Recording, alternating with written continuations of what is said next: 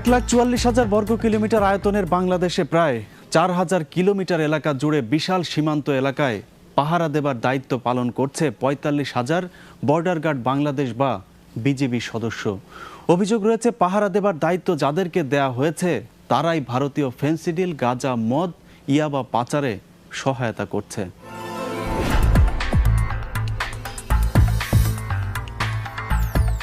দর্শক, শিয়ালের কাছে মুরগি বর্গা দেবার গল্প শুনেছেন। আমাদের কাছে সীমান্ত এলাকা যাদের হেফাজতে রাখা হয়েছে তাদের কার্যকলাপ সেই শিয়াল মুরগির গল্পের মতোই মনে হয়েছে। সুরক্ষিত সীমান্তকে অরক্ষিত করে বিজিবির কিছু অসাধু সদস্য জড়িয়ে পড়েছেন পণ্য, মাদকদ্রব্য, অস্ত্র কিংবা মানুষ পাচারের সাথে। 11ই আগস্ট 2014 কুমিল্লা সদর থানার বৌয়ারা বাজারের একবালিয়া সীমান্তে যাবার পথ। শহর থেকে সীমান্তে যেতে মাঝে 8 কিলোমিটার। রাত তখন 9:30। রাস্তার দুপাশে বাড়িঘরবিহীন ফাঁকা এলাকা। রাস্তাও ফাঁকা থাকবার কথা, কিন্তু এত রাতেও একের পর এক মোটর সাইকেল সহ বিভিন্ন গাড়ি হরদম চলছে। এই রাস্তা দিয়েই ভারত থেকে বিভিন্ন চোরাই পণ্য দেশের ভেতরে আনা হয়। বিশেষ করে মাদকদ্রব্য আর ভারত থেকে টানা মোটর সাইকেলের প্রধান রুট এটি। গাড়ি থেকে নেমে আমরা বেশ কয়েকটা মোটর সাইকেল আরোহীকে থামানোর চেষ্টা করি, কিন্তু কেউই থামছে না। হতে পারে এরাই চোরা কারবারি, আবার হতে পারে আমাদেরকেই তারা ডাকাত ভেবে দাঁড়াতে চাইছে না। আমরাও কথা না বলে থামতে চাইনি। বাধ্য হয়েই আমাদের গাড়ি আড়াআড়ি করে রাস্তায় কিছুটা প্রতিবন্ধকতা সৃষ্টি করি। এরপর একজনের সাথে কথা বলা সম্ভব হয়। দাঁড়ান, কোথায় আসলেন? একটু ঘুরতে গেছিলাম। কই গেছিলেন ঘুরতে? এদিকে আত্মীয় বাসা আছে, রিলেটিভের বাসা এই আছে। রোডটা বর্ডারে গেছে না? ইন্ডিয়াতে গেছে না এই রোডটা? জি জি। বর্ডারে গেছিলেন নাকি? জি না, বর্ডারে যাইনি, আমার রিলেটিভ বাসা বর্ডার এদিকেই। বর্ডারে গেছিলেন এমনিতে রিলেটিভের বাসায় গেছিলেন না অন্য কোনো কাজে গেছেন? না, অন্য কোনো কাজে যাইনি। কিছু খাইছেন টাইছেন? না, কিছু খাইনি। সাথে কিছু নাই? সাথে কিছু নেই। হুন্ডা কি? হুন্ডা নতুন নাকি এটা? জি, হুন্ডা নতুন। হুম? জি। হুন্ডা কি এখন নিয়ে আসলেন নাকি? না, এখন নিয়ে আসি নাই, এটা শোরুম থেকে নিছি আমি। কোন শোরুম থেকে? Showroom Faruk Enterprise. কোথায় এটা? জি, বাকরাবাদ। ওদের যদি ফোন করি তাহলে ওইখান থেকে বলবে যে আপনি এই হুন্ডা নিচ্ছেন। কোনো কাগজপত্র দেখাইতে পারবেন ওইটার? এখন তো সাথে কোনো কাগজপত্র নাই। থানায় নিয়ে যাই, থানায় যায় তারপরে চেক করি যে আসলে রিয়েল কিনা এটা। হুন্ডা আমি হাতে হাতে কিনছি। হুন্ডা ইন্ডিয়া থেকে বা টানা গাড়ি। এখন আনলেন নাকি? না, এখন আনি নাই। আচ্ছা, আগে? জি, 1-1.5 মাস হবে।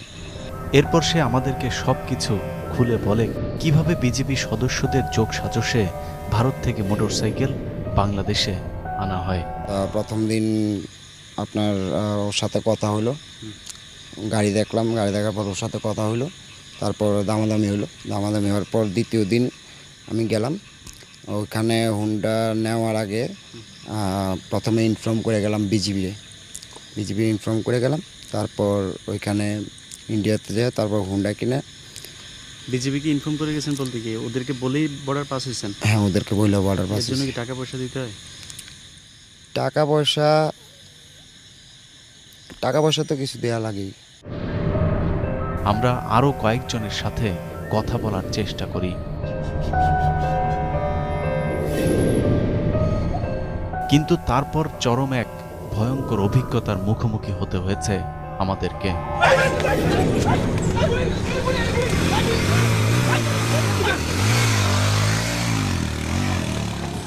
সংবাদ করতে গিয়ে আমরা নিজেরাই সংবাদের শিরোনাম হতে চাইনি, যে কারণে আমরা আর এক মুহূর্ত সেখানে না দাঁড়িয়ে সীমান্তের দিকে যেতে থাকি। কিন্তু রাতের যে সীমান্ত চোরা কারবারিদের জন্য স্বর্গরাজ্য, সেই সীমান্তের প্রতিটি পথই সাধারণ মানুষের জন্য মৃত্যুর দুয়ার।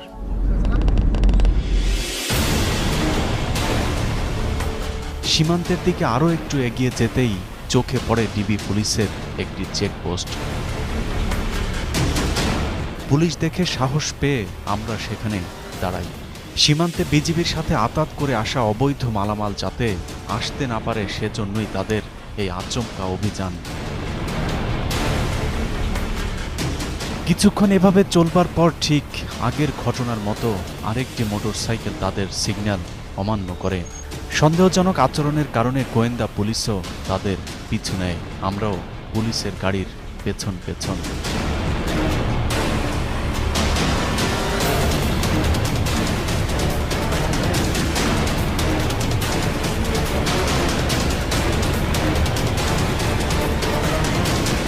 বেশ কিছুক্ষণ তার পিছু নেবার পর শহরে ঢোকার আগেই ডিবি পুলিশ মোটরসাইকেল আরোহীদের ধরে ফেলে। 3 মোটরসাইকেল আরোহীর একজনের পকেট থেকে পাওয়া যায় আমেরিকান তৈরি অত্যাধুনিক পিস্তল। পুলিশ জানায় বশির নামে এই সন্ত্রাসীকে ধরবার জন্য বেশ কিছুদিন ধরেই তাকে নজরদারিতে রেখেছিল তারা। আমরা আজকে অনেকটা সাকসেসফুল। এদেরকে ধরাতে কুমিল্লা শহরের আপনার আইন শৃঙ্খলা অনেক উন্নতি হবে এবং ক্রাইম কমে যাবে। ডিবি পুলিশের সফল অভিযান শেষ। সীমান্তের পথে এবার শুরু আমাদের অভিযান। শহরের ভেতরে পুলিশ আমাদেরকে সাথে নিয়ে অভিযান চালালেও সীমান্ত পর্যন্ত তাদেরকে নিয়ে গেলে বিজিবিকে জানিয়ে যেতে হবে, কিন্তু সেটা করা হলে চোরা কারবারিদের আগে থেকেই সতর্ক করে দেবে বিজিবি, যে কারণে আমরা একাই চললাম। রাতে সীমান্তে যারা যায় তাদের মতো আমরাও গাড়ি কিছুটা দূরে রেখে হাঁটতে থাকি। প্রায় 2 কিলোমিটার যাবার পর কাটা তারের বেড়া। বাংলাদেশ ভারত সীমান্তের ঠিক পাশেই এই বাড়ির মালিক দেলোয়ার হোসেন দিলু। কতজনে কত কথা কইব, নিজের চোখে যেটা দেখবেন সেটাই তো সঠিক। সঠিক কোনটা সেটা আপনি আপনার এবার যেভাবে পারে ওইভাবে চলতে আছে, কিন্তু আমি ওই সামান্য একটু দোকান আছে সামনে, দোকানটা চালাইয়া কোনো রকমের জীবন চলতে আছি। কোন রকমের মাদক বা কোন রকমের ইয়া কি আপনি এখানে বিক্রি হয়? না না, অনেকে অভিযোগ করে যে আপনার এই দোকানের ভেতরেই মানে বিভিন্ন মাদক দ্রব্য পাওয়া যায়। আপনারা নিজের চোখে দেখেন যদি অবিশ্বাস হইয়া থাকে। এই দিলুই একবালিয়া সীমান্তের সবচেয়ে ভয়ঙ্কর মাদক ব্যবসায়ী। ইয়াবা, ফেন্সিডিল, মদ সহ প্রায় সব ধরনের মাদকের ডিলার এই দিলু। এই চেকপোস্টের দায়িত্বে থাকা বিজিবির অসৎ সদস্যদের বড় অঙ্কের ঘুষের যোগানদাতাও এই মাদক সম্রাট। কারোকে দেয়া যায় কিনা। নিজে যেমন ভালো, সেখানকার বিজিবি সদস্যদের সবাইকেই তার মতো সৎ আর যোগ্য বলে দাবি করছে দিলু। একেবারেই চোরে চোরে মাস্তুতো ভাই। লোকজন অনেক সময় এগুলোর সাথে জড়িত থাকে না, তাদের না না না না, তারা দেখলে দাওয়া করে, তারা দেখলে দৌড় উঠে থাকে। দিলুর ব্যাপারে আমাদের কাছে সুনির্দিষ্ট তথ্য ছিল, যে কারণে আমরা তার বাড়ি, দোকানে মাদকের সন্ধান করতে থাকি। থলের বেড়াল বেরিয়ে আসার ভয়ে দিলুর ভাই সেই খবর পৌঁছে দেয় বিজিবি সদস্যদের কাছে। এরপর আমাদের মুখোমুখি হতে হয় আরেক তিক্ত অভিজ্ঞতার। বিজিবি সদস্যরা এসে আমাদের ক্যামেরা ও ক্যাসেট ছিনিয়ে নেয়। প্রায় 2 ঘন্টা আমাদের টিমের 2 জনকে আটকে রাখে। চরম দুর্ব্যবহার করার পর আমাদেরকে ছাড়া হলেও ক্যামেরার ক্যাসেট খুলে রেখে দেয় বিজিবি সদস্যরা। আমাদেরকে সীমান্তে যাবার কারণে আটকে রাখার হুমকি দিলেও সেই ক্যাসেটটিতে ধারণ করা হয়েছিল ওই রাতে বিজিবির সাথে চোরা কারবারিরা মিলে মিশে কিভাবে আমাদের সাথে উত্তেজনা দেখিয়েছিল। বিজিবির সামনেই আমাদেরকে অকথ্য ভাষায় গালাগাল করলেও তাতে সম্মতি দিয়েছে বিজিবি সদস্যরাও। বর্ডারে যাই হোক, সেখানে সাংবাদিক যাবার নিয়ম নেই বলেও নিজেদের বানানো আইনের ধারাও শোনান বিজিবির ওই সদস্যরা। সীমান্ত থেকে প্রায় 2 কিলোমিটার দূরে রেখে আসা আমাদের গাড়ির ভেতর থেকে চালককেও আটকে রাখে বিজিবি সদস্যরা। তার সাথেও ঠিক একই রকম আচরণ করেছে তারা। একটা মোটরসাইকেল আসলো, আসার পরে 2 জন বিডিআর আমার জিজ্ঞাসা করলো এই গাড়ি কার। আমি কই আমার বসেদের। কই গেছে? আমি কই সামনে গেছে। ঠিক আছে, আর কিছুক্ষণ 5 মিনিট পর আবার একটা গাড়ি আসলো, তিনজন, একটা হোন্ডাতে 3 জন এসে কইলো ওই হকিটিকে দিয়ে বলতেছে যার আমি এই ইটিভির গাড়ি পাইছি, এনে বাঞ্চতগো গাড়ি পাইছি। আমি কই ভাই কী হয়েছে ভাই? কয় গাড়িতে নাম। আমার গাড়ির থেকে নামাইলো, নামানোর পর দেখো চাবি দে। আমি চাবি যে চাইছি আমি চাবি দিয়ে দিলাম। দেওয়ার পর দেখো গাড়ি চার্জ করবো। আমি কই করেন চার্জ, কিন্তু আমার সামনে রেখে গাড়ি চার্জ করবেন। আমার সরায় না, আমার সামনে গাড়ি রেখেছে, কই শুয়োরের বাচ্চা তোর সামনে রেখে সার্চ করতে হবে কি, আমার গায়ে হাত দেওয়ার চেষ্টা করছিল কিন্তু পারে নাই। পরে আমার গাড়িতে চার্জ করলো, চার্জ করে কিছু পায় নাই, না পাওয়াতে কিছু মাল দিয়া আর রিকভারি দিয়া চালান দিয়া দে। আমি কই মাল দিবেন কেন, আমার গাড়ি তো পান নাই, কেন মাল দিবেন? এরপর আমার অকথ্য ভাষা গালিগালাজ করছে। কিন্তু আমরা তাতেও থামিনি। পরদিন আবারও সেই দিলুর বাড়িতে। এবার পরিচয় অন্য। আমাদের মধ্যেই কেউ মদ, কেউ ফ্যান্সি ডিলের অর্ডার দেয়। কিছুক্ষণের মধ্যেই মাল নিয়ে চলে আসে দিলুর ভাই।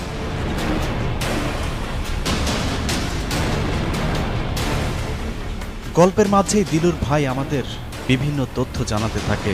এর মধ্যে সবচেয়ে গুরুত্বপূর্ণ তথ্যটি জানা যাক। আবার সব কোতোয়ালি মোতালি কইলাম ইন্ডিয়ান এই তথ্য জানার পর আমরা আবার দিলুর সেই দোকানে যাই যেখান থেকে সেদিন খালি হাতে ফিরতে হয়েছিল আমাদেরকে তার অন্যান্য কাস্টমারের মতো মনে করে দিলু এদিন আমাদের সামনেই মুদি দোকানের পণ্যের মতোই বিক্রি করে গাঁজা, ফ্যান্সি ডিল। ওপেনে বিক্রি না করার কি কোনো কারণ আছে? কারণ যেই বিজিবি সদস্যদেরকে অবৈধ কার্যকলাপ বন্ধে রাখা হয়েছে, সেই বিজিবির কিছু সদস্যই দিলুর মাদক ব্যবসার পৃষ্ঠপোষক। দোকানে বিক্রি হচ্ছে মাদক আর দোকানের সামনে দাঁড়ানো বিজিবি। সীমান্তের এমন পরিচিত চিত্র কি বিজিবির উপর মহলের জানা আছে?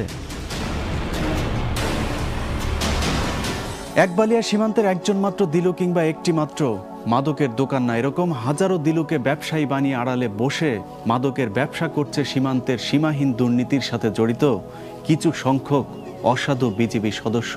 জানাবো বিরতির পর।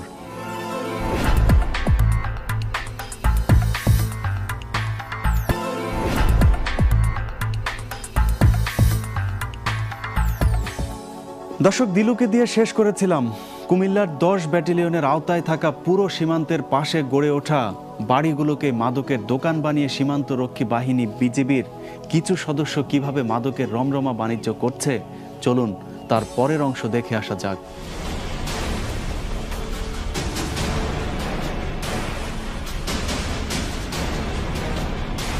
বিজিবির সাথে আমাদের আগের রাতের ঘটনার পর পুরো সীমান্ত এলাকায় মোটামুটি রেড অ্যালার্ট চলছে। কাউকে ওপারে যেতেও দেয়া হচ্ছে না, আবার আসতেও নিষেধাজ্ঞা রয়েছে। যেসব সীমান্ত পথ দিয়ে স্থানীয় লোকজন হর হামেশা ভারতে আসা যাওয়া করে, সেসব পথও এখন কঠোর নিরাপত্তায় বেষ্টিত। আমরা বেশ কয়েকটি এলাকা দিয়ে প্রবেশের চেষ্টা করেও ব্যর্থ হই।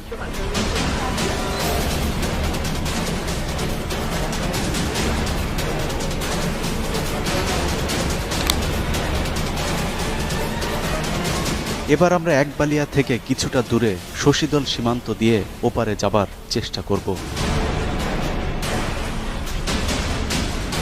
অন্যান্য সীমান্তের মতো এই সীমান্ত বিজিবির সোর্সদের মাধ্যমে ওপারে যেতে হয়।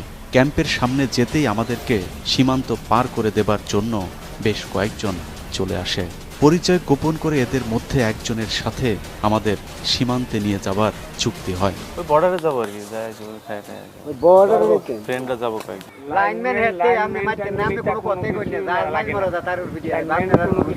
সীমান্তে নিয়ে যাওয়া তাদের জন্য যেমন সহজ, তেমনি সহজ যে কোনো মাদক দ্রব্য ভারত থেকে এনে দেয়া। রোডে দিয়ে যাইবেন, ব্যাস আর কোনো কথা নাই, খাইয়া সুন্দর করে আবার আইবেন। সীমান্তের দিকে যাবার আগে বিজিবির সাথে কিছুক্ষণ কথা বলে নেয় সে। গ্রিন সিগন্যাল পাবার পর আমাদেরকে নিয়ে রওনা দেয় সীমান্তের দিকে।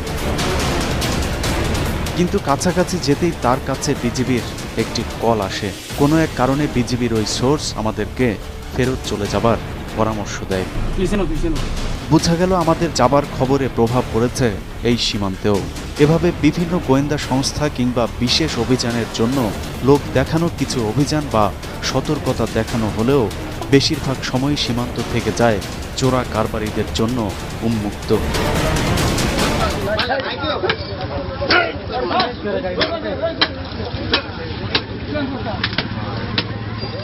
কিছুদিন আগের একটি ঘটনাই দেখা যাক। ঢাকা থেকে কয়েকজন বন্ধু মিলে সীমান্ত দেখতে গিয়েছিলেন অথবা মাদক সেবনের জন্য গিয়েছিলেন। তবে তারা মাদক ব্যবসায়ী না। তারপরও তাদেরকে যেভাবে পেটানো হয়েছে তাতে ভারতীয় সীমান্ত রক্ষী বিএসএফ এর পৈশাচিকতাকেও ছাড়িয়ে যায়।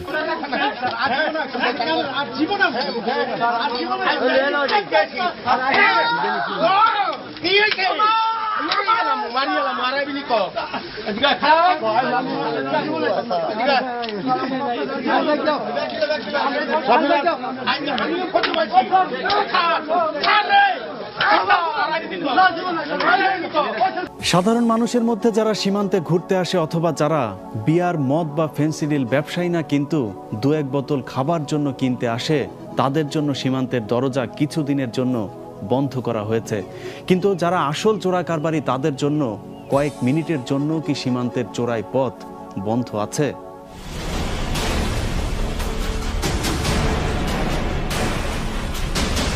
সীমান্তের বৈধ পথগুলোতে যখন অঘোষিত রেড অ্যালার্ট চলছে, তখন আমরা আরও কিছুটা কৌশলী হয়ে সীমান্তের চোরাই পথগুলোতে অবস্থান নেই।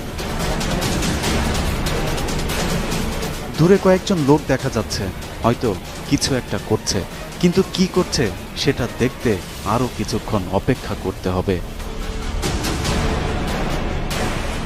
বস্তায় করে কিছু একটা আনা হলো, সেটা কি একটু পরে দেখাবো। তার আগে পাচারের আরও কিছু দৃশ্য দেখা যাক। আমরা যেখানে অবস্থান নিয়েছি সেখান থেকে বেশ কিছুটা দূরে কয়েকজন আবারও বস্তা বোঝাই করে কাঁটাতারের বেড়া পার হচ্ছে। আমাদের অবস্থান বুঝতে পেরেই হয়তো খুব দ্রুত আবারও ভারতে ঢুকে পড়ে।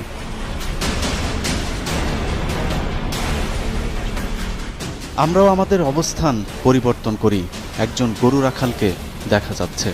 এত জায়গা থাকতে একেবারে কাঁটাতারের গা ঘেঁষে গরু চড়ানোটা আমাদের কাছে অস্বাভাবিক মনে হয়েছে। আসলেই তাই, কিছুক্ষণ পরই তার গরুর সাথে মিলে যায় আরও শখানেক ভারতীয় গরু। সীমান্তের পাশে গড়ে ওঠা বাড়িগুলোর বাসিন্দাদের প্রায় সবাই পাচারের সঙ্গে প্রত্যক্ষ অথবা পরোক্ষভাবে জড়িত। বলা চলে ভারতীয় পণ্য অবৈধভাবে আনা নেয়ার জন্যই তারা সীমান্তের পাশে বাড়ি বানিয়েছে। এখানকার ছোট ছোট শিশুরাও খেলা করে ফেন্সিডিল অথবা মদের বোতল দিয়ে। আমরা ঝোপের ভেতরে দাঁড়িয়ে ওপার থেকে বস্তা ভর্তি মালামাল আনবার যে দৃশ্য এতক্ষণ দেখিয়েছি, সেই মালামাল যে বাড়িতে নেওয়া হয়েছে, সেই বাড়িতে গিয়ে দেখা যাক বস্তায় করে এতক্ষণ কি আনা হয়েছে। পুরো বাড়িটি ছোটখাটো একটা মাদকের কারখানা। আমরা অনেক মাল নেবার কথা বলে বাড়ির মালিকের সাথে খাতের জমাই। ভাই সব মালই 2-4টা করে দেন। ঘণ্টা খানেক তার সাথে সময় দিয়ে জানা যায় সীমান্তের চোরা কারবারের গোপন রহস্য। আপনারা চাইলেই ভেতরে যাইতে পারেন। হ্যাঁ, আমরা অ্যাভেলেবেল যাইতে পারি। শুধু আমরা বিজিবির 100-200 টাকা দিলে তারা আমরা কিছু করে না, কোনো সমস্যা হয় না। যখন অন্যান্য মালটাল কি আসে? হ্যাঁ, এমনি আবার হুন্ডা আসে, হিরোইনও আসে, এমনি রসপটস অনেক গোলা। এটা কি বিজিবি জানে না? বিজিবি তো জড়িত থাকে, তাহলে বিজিবি জানে না এমন কোনো ইয়ে আসেনি। বিজিবিরই তো এগুলা মেনিয়া করে, কারণ তারা যদি এসব বন্ধ করে দেয় তাহলে বিজিবির তো আর কোনো টাকা পয়সা পাইতো না। এত সব অভিযোগের বিষয়ে বিজিবির পক্ষ থেকে কোনো বক্তব্য পাওয়া যায়নি। দর্শক, এসবের পরও আমাদের বক্তব্য, দেশের সব বিজিবি সদস্যই এখনও এ ধরনের অনৈতিক কাজের সাথে জড়িয়ে যায়নি। অনেকেই এখনও সৎ ও নিষ্ঠার সাথে দেশ রক্ষার পবিত্র দায়িত্ব পালন করছে।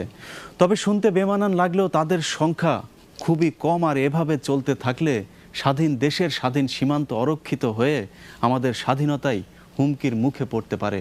শেষ করব আজকের মতো। দর্শক, 21-এর চোখের সাথে আপনিও থাকতে পারেন, আমাদেরকে জানাতে পারেন অন্যায় অপরাধের যে কোনো তথ্য।